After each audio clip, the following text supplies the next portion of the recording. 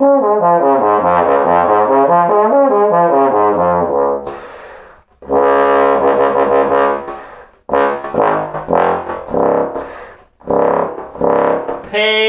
YouTube, it's Aiden. Reminder, if you want to lesson with me, check the link in the description. Otherwise, let's talk about the two bass trombone mouthpieces that I bought the last couple weeks. One thing I should talk about before we talk about those, I think I've decided what valves I'm going to buy for my other bells. Obviously, this one has these valves. It's going to stay the same. But the other one that you haven't seen in a bit, it's getting new valves. I think I'm going to get Olsen axials, also known as infinity valves, same as used on the Bach 50AF3 and the 42AF. I think I'm going to get those put together by my tech, have it done right. It's going to be not too heavy, kind of lighter bracing. It's going to all fit really well. The valves are going to be perfectly aligned and all that kind of stuff.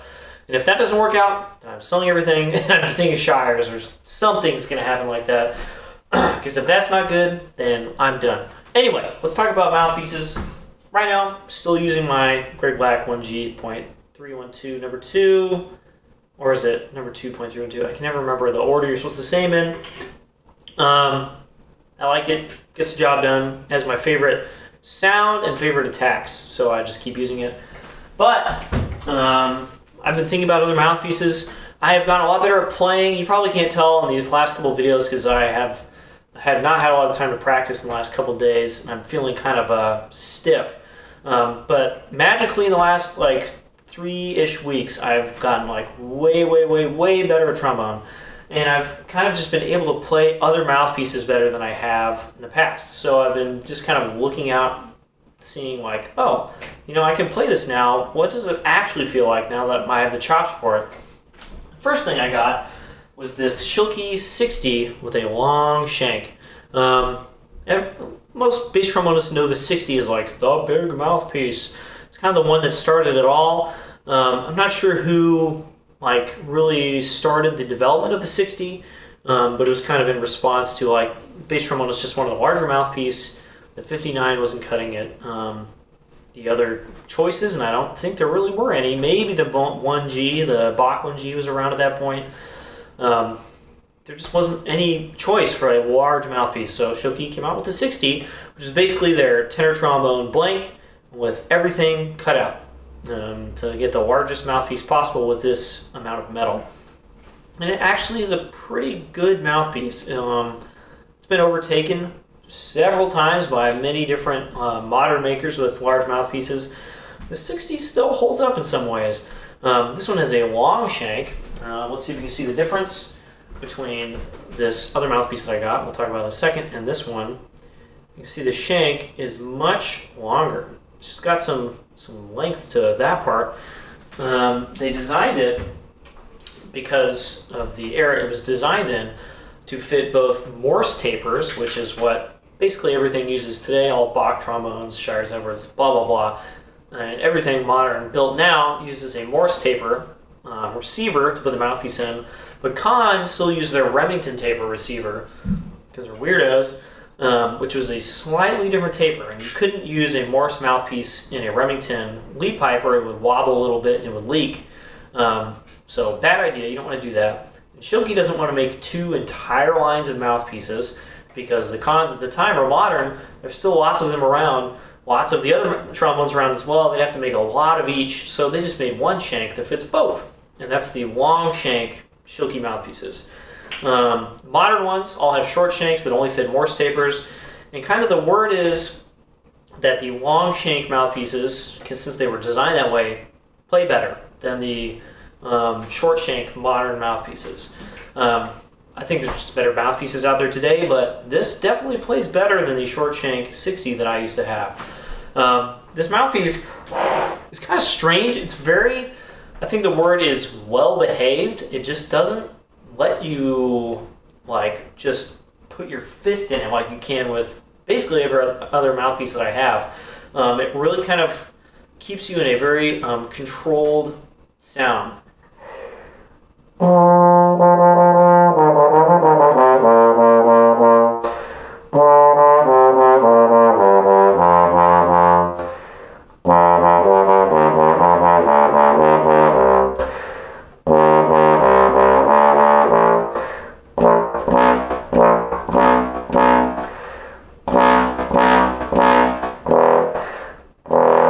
it's less wide than basically all the other mouthpieces I have. It can still play loud, but it's always this kind of round, controlled sound. I actually kind of enjoy it. It's a totally different feel than anything else I have. I can't compare it to anything because it's strange. It's almost like it's a smaller mouthpiece that just feels bigger or something.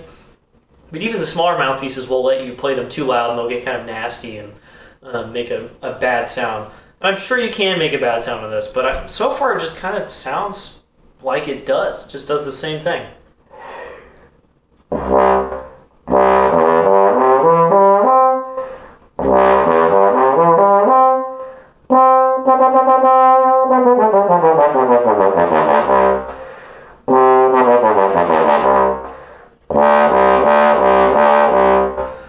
The attack is a very particular sound that I just don't get out of any of my other mouthpieces. I don't know. I don't not like it. I used it for a little bit. I played with friends. We played trios, and I used this. At the time, I don't know. I wasn't playing very well, so it didn't feel super great.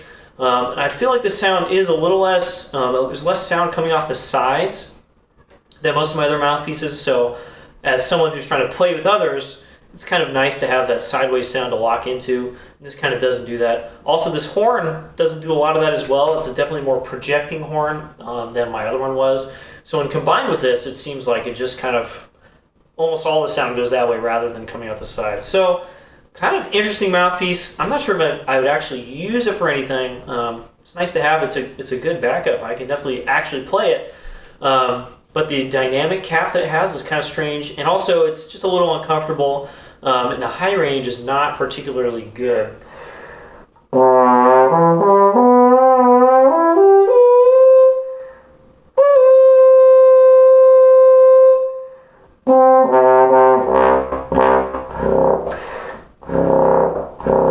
And neither is the low range. It's just kind of, both ends are a little bit cut off. Right now I feel awful, so I'm sorry if I'm not playing it very well. The other mouthpiece I got is the Widowmaker, the Lasky 95D. I already have one of these, and I think I talked about it a little bit. I think I said that I liked it, and guess what? I still do. I also have a 93D, which is the 29.3 millimeter diameter rim, which is actually a little bit larger than the Great Black 1G that I usually play. And this is the 95, which is the 29.5 diameter rim. And you think, come on, you're talking about tenths of a millimeter, 2/10 of a millimeter. You can feel it really easily. This is a big mouthpiece. Even the 93 to my 1G, instantly obvious that the 93 is larger in kind of a significant way. I'm not sure, this must be like 29 or 29.1 or something. I don't know what the rim diameter is. The spec doesn't really matter to me, it's really just how it feels on my face. And this feels big, but also kind of easy to play.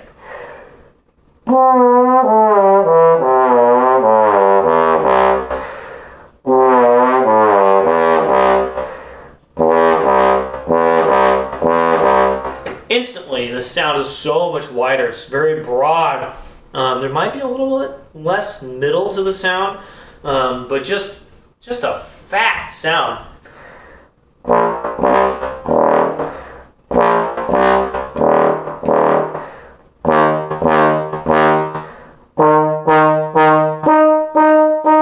And strangely, not hard to play in a high register.